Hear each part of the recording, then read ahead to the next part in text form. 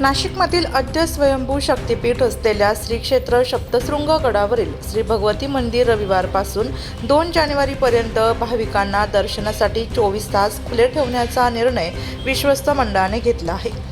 सरत्या वर्षाला निरोप देण्यासाठी आणि नववर्षानिमित्त अनेक जण तीर्थक्षेत्राला जाणे पसंत करतात। आद्य स्वयंभू शक्तिपीठ उत्तर महाराष्ट्राची कुलदैवत असलेल्या निसर्ग सौंदर्याने नटलेल्या सप्तशृंग गडावर भाविकांबरोबरच पर्यटकांचीही दरवर्षी मोठी गर्दी पाहायला मिळते।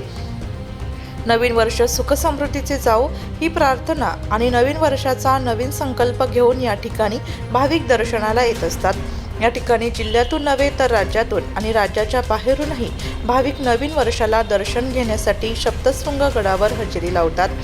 नवीन वर्षाची सुरुवात भगवतीच्या आशीर्वादाने व्हावी ही अनेक भाविकांची इच्छा असते।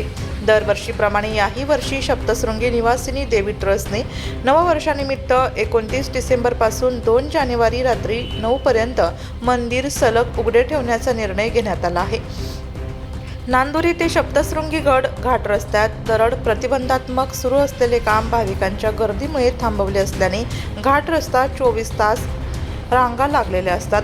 भाविकांना सोयी सुविधा देण्यासाठी सप्तशृंगी निवासिनी देवी ट्रस्ट, सप्तशृंग ग्रामपंचायत व रोपवे कंपनी अधिकारी कर्मचारी प्रयत्नशील आहेत। नमस्कार, मी आकाश शांताराम गवळी।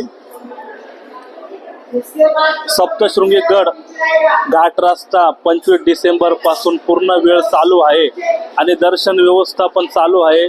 सर्व भाविकांनी सप्तशृंगी देवीच्या दर्शनाचा लाभ घ्यावा आणि कोणीही बंदची अफवा नका पसरू, कारण की अफवेमुळं व्यवसाय खूप मोठा परिणाम झाला आहे। या अफवेमुळं हे 1.5 महिने खूप खराब गेले व्यावसायिकांसाठी।